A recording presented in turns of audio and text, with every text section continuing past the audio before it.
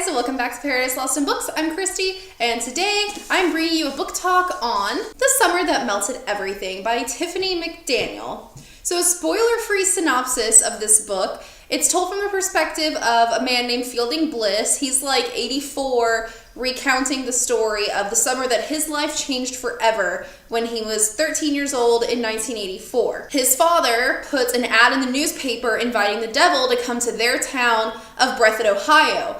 Then, a few days later, this little boy in overalls shows up, and then there's a heat wave that hits the town, and everyone kind of starts going crazy. This little boy is claiming he's the devil, and no one's really sure whether or not to believe him, what's going on. This book is just epic. Like, that sounds like a pretty basic plot synopsis, but it's honestly so much more than that. If you're looking for a book that hits on a wide variety of topics in a very interesting way, this is definitely the book for you. This book touches on religion, homophobia, ableism, racism, agoraphobia, mob mentality. I mean, there's just so much in this book. I mean, I'm probably forgetting some things, but it just explores so many different aspects of the human condition that it felt epic in its proportion. So if you're really looking for something that is going to make you think and really stick with you for a while after you finish reading it,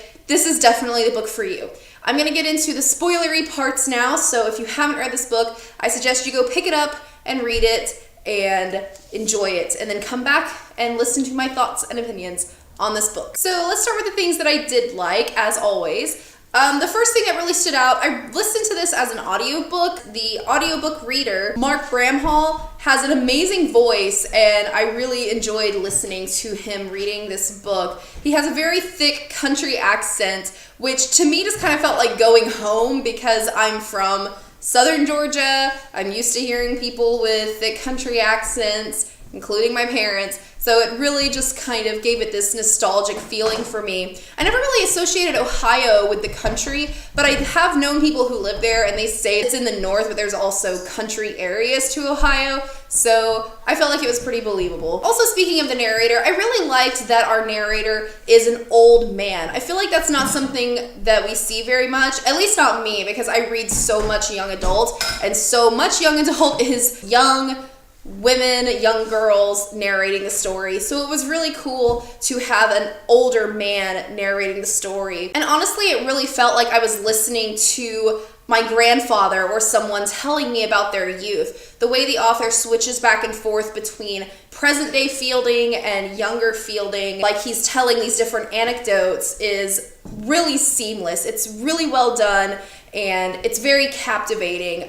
I genuinely felt like I was sitting on the carpet just listening to my grandfather telling me stories about his youth. Also, it's perfect that I'm doing this book on my channel because every chapter begins with a quote from Paradise Lost, which is obviously the inspiration for my channel name. So every time a new chapter started and he read a quote from Paradise Lost, I just got really, really excited. I actually did my senior thesis on Paradise Lost and the character of Satan in Paradise Lost, which gave me a whole other way of looking at this book, which I'll get into more later. But I just think it's super awesome that every chapter starts with a quote from Paradise Lost. And the fact that the author begins the very first chapter with the very first lines from Paradise Lost just kind of sets it up for that epic feeling that I was describing earlier. Of man's first disobedience and the fruits of that forbidden tree whose mortal taste brought death into the world. It really just, it's such great foreshadowing for where the book goes. It just sets it up for this amazing spanning view of so many different things. And I just think that was such a great way to tackle the issues that the author tackles in this book. Okay, let's talk about themes, because there's a lot of themes in this book, and I'm really not going to be able to talk about all of them because there's so many, but I do want to talk about the ones that I think are most important to the novel. The first theme that I want to talk about is racism. First of all, Sal is black, and that kind of put up alarm bells in my head when I first read it. I was like, this could go in a really negative direction, and I was very wary after that reveal, but I was pleasantly surprised. It kind of felt like To Kill a Mockingbird in a lot of ways. There are racist characters, but the tone of the book isn't overtly racist. It's very much about subverting that view of othered people. I think the novel definitely made its intention clear when Sal comes and everyone's like, oh, the devil is supposedly here, let's go check him out. And this woman comes up to Sal and says, is God an N-word too? Fielding's father kicks the woman out, kicks everybody out, and then he turns to Sal and Fielding and says that if you say the N-word, you should have to say the name of every person who has ever been killed for the color of their flesh. And I just thought that was really great. I was just like, whoa. I just thought that was a very powerful thing for him to say and really kind of laid it out on the line exactly how the author felt about treating people differently because of the color of their skin. One last quote about racism that I thought was really good from this book was, someone says that they need their devil to be a color so that they can find him again. And that just reverberates throughout history, throughout the novel. We see that so many times if you really think about it. Like, people need their version of the devil to look like something specific, and then they will keep finding that in whatever they look for. If you think a black person is the devil, then that is what you are going to see in black people. And we really see that with the character of Elohim, which I'm going to talk more about him in a bit, but you find out in his backstory that his fiance was cheating on him with a black man before she died, and he's kind of held that resentment. He looks for the devil in black people, and he finds it because that's what he's looking for. And for Sal to come to the town saying, I am Satan, as a black boy, obviously that enrages Elohim and kind of leads to everything that happens with him. Another really important theme in this book is homosexuality and homophobia. There's a really great quote near the beginning of the book where they're all talking about hell. They're all kind of entertaining the idea like, okay, haha, this kid is Satan, whatever. And they're asking him what hell is like. And Grand, which is Fielding's older brother, asks him something about like, do fags go to hell or something derogatory like that. And Sal says, what does being gay have to do with hell? And that's kind of great foreshadowing for everything that ends up happening with Grand later in the book, because Sal is basically saying being gay doesn't send you to hell. That's not really a sin. And they have this philosophical discussion about whether or not being gay is a sin. So that kind of sets the tone from the very beginning as to how the author is going to treat the idea of homosexuality. And Grand's story was just the hardest to bear throughout the whole thing. Like, you knew something bad was going to happen to him because of the way that older Fielding talks about him. You know something bad's going to happen. You know Grand's not alive when Fielding's an adult, but you don't know what happened. And as that unveils itself, it's so poignant. And I think it really speaks to the experience that a lot of gay teenagers have to deal with. Obviously, I'm not one to say that as a fact. I'm not gay, so I guess I don't really have any place to say, oh, this is what it's like. But it seemed to be a very poignant portrayal of the gay experience and how a lot of the attitudes surrounding homosexuality have led to teenagers committing suicide or falling into these deep depressions from which they may never recover. I also had no idea that there was this whole idea of having sex with a virgin curing your AIDS, which it's kind of weird because I listened to this book and then a few weeks later I heard the Book of Mormon for the first time, and there's that one song that very crudely pokes fun at the idea of having sex with a baby to cure AIDS, which is horrible, but apparently that's like a real thing. Like, it's in this book, it's in that song, and I never knew that, and that just horrified me. And what happened to Grand was so awful. Like, he's just this innocent boy who is struggling with having romantic feelings for other boys, and this reporter comes in and has sex with him, and then he finds out in a roundabout way that this reporter was just using him to try and cure his own AIDS, and that's just awful. And watching Grand spiral into that depression and eventually decide to kill himself was just such an emotional hit. Like, oh, listening to that part was just awful. It just really hit me really hard, and it really made me think about what gay people in general, but especially gay teenagers, face in our society, especially because Grand was such a symbol of the American dream and that subversion of the American dream. He was the all-star baseball player, good-looking, very prototypical masculine kind of guy, and then he ends up being gay. So it's kind of subverting that idea of the American dream and mirroring that idea of the American dream coming crashing down, as it does in so many ways throughout this book. It really is the symbolic death of the American dream in the same way that it is the literal death of Grand Bliss. The part that stuck with me the most comes from when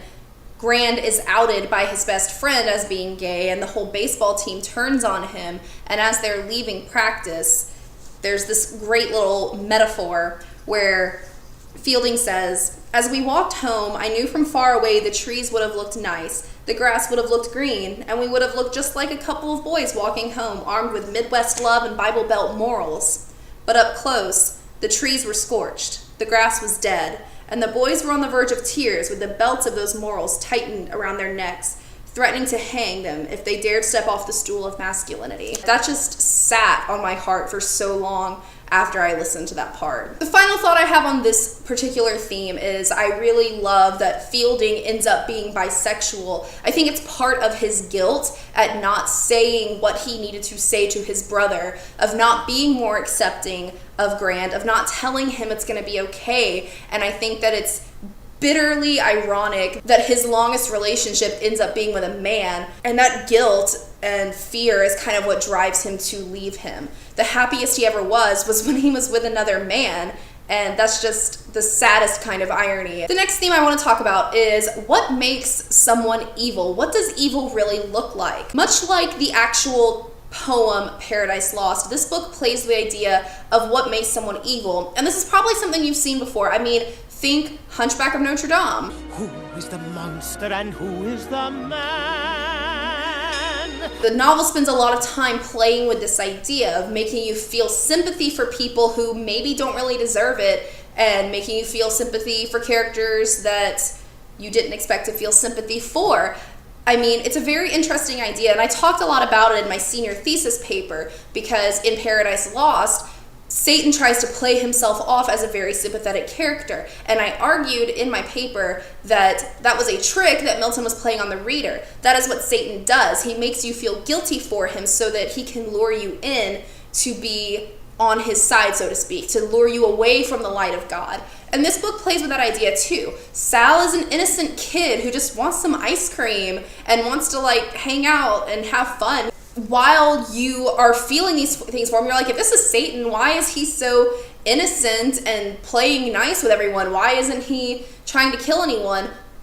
All these accidents start happening. There's the pregnant woman who falls on her stomach and loses her baby. There's the track star who's chasing them, gets hit by a car and loses his legs. There's Dresden who gets hit on the head by a tree branch and dies when she's playing with the boys. But by the same token, he also helps Fielding's aunt, Fidelia, overcome her personal inner demons and become a much more loving, accepting character. It really makes the reader struggle with this idea of morality. What makes a person good and what makes a person evil? On the other hand, you have Elohim, who doesn't seem like he's that bad of a guy until Sal comes to town, and then all of a sudden he's whipping the town into a fury until they are literally trying to kill Sal. I think that uncertainty was intentional on the author's part, and it's made the book very rich and interesting. The last major theme I want to talk about is religion.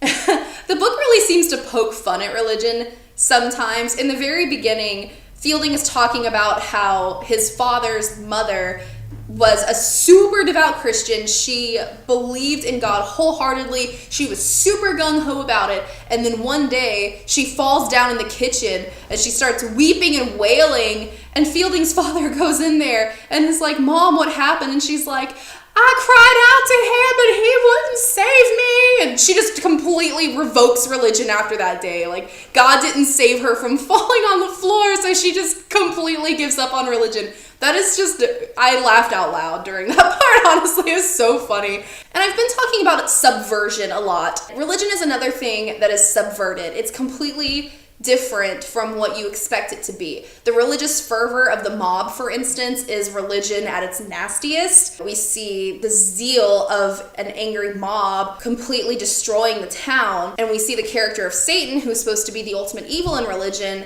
turning out not to be that bad of a guy in some ways. The main thing I want to focus on is how Sal describes hell and all of the things surrounding the Christian religion, because that is such a brilliant subversion, in my opinion. Sal describes hell as a hallway with doors, and behind every door is a different person's hell. Like, there's one person he describes who's just sitting in a desert. Like, they have water, they have shade, they're not like burning to death, they're just sitting in a desert for all eternity, and that is that person's personal hell. It's really kind of that idea of whenever you're in a situation that you really don't like and you're like, oh my god, this is my personal hell. It really could be one day, actually, when, according to Sal's version of hell, it really could be. Another thing Sal says during that part is that he's not the ruler of hell, he's merely its most famous resident who holds the keys. And I thought that was pretty cool, turning that idea of Satan and God as two opposing rulers on its head. I think my favorite part from this whole part where Sal is talking about hell is how he describes how hell got its name. Because he says that when he fell, he was curled up in a ball or something, just repeating the phrase, "He will forgive me," over and over again. And he says that eventually just shorted to hell. And I was just like, Hodor?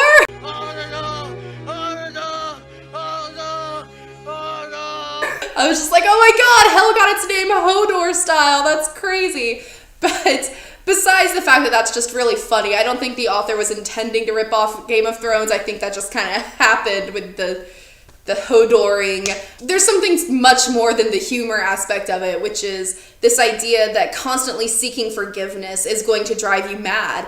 Like, why do we constantly chase forgiveness? Why are we always looking to be forgiven for our sins when that might not necessarily be coming? The way Sal paints God is much more as like an angry father who wants you to fall in line and do what he says or else. Sal describes the reason that he fell as he was trying on his father's suit and God got angry, which is painted literally in the book, but I think is much more metaphorically. He speaks about it as if I was just trying to be more like my dad and he got angry. Again, with the moral duality, is Satan just lying to us, playing off our sympathies, or is God a much crueler creator than we originally thought? There's a couple more quotes about religion that I want to point out. The first one is that he describes hell as a world of no apostrophes and no hope. If you don't think that line is beautiful, you just need to click out of this video because you're not going to enjoy this book. The other is that God wants to see what we'll do. God is suffering's greatest spectator. That idea of God being a spectator to our suffering, that's really painful to try and digest, and such a powerful image. It gave the story an edge and made you feel like you were just waiting to see what was going to happen next. The last thing I want to say is that the characters were so delightfully strange. I've seen these characters before, but I haven't seen these characters before. It's like they were archetypes without being stereotypes. And I really admired how deftly the author handled that. And I really enjoyed just about every single character in this book. I lied, one more thing. So one thing I loved about this book is that it is just dripping with metaphors. There were just so many times where I was really blown away by the way the author describes certain things. Even something as simple as the sound of his father's pants swishing got a metaphor. And to some people that may feel excessive, but to me, it made the novel feel very beautiful and very eloquent. It never felt like the author was trying to come up with metaphors. They just seemed to come naturally. There's not a whole lot I disliked about this book, but there were a couple of parts that felt a little draggy. Sometimes the backstories and the present day things that Fielding was telling us really felt like it was moving the story forward, and other times it just felt really unnecessary and like it was pulling the story down. It felt like we got more backstory on characters than we really needed sometimes. Overall, I gave this book 5 out of 5 stars. It had a few minor problems, but this book moved me emotionally in a way that I haven't been moved in an extremely long time. It was such a breath of fresh air to read something different from what I usually read. It kind of took me back to my college days because it made me think about Paradise Lost all over again and revisit some of those themes that I haven't really thought about since then. Thank you so much if you stuck around and watched this whole video, guys. I really loved this book. Excuse you. Quantum liked this book too. Thank you so much for watching this video. I hope you'll give it a thumbs up if you enjoyed it and subscribe to my channel, and I will see you next time. Bye!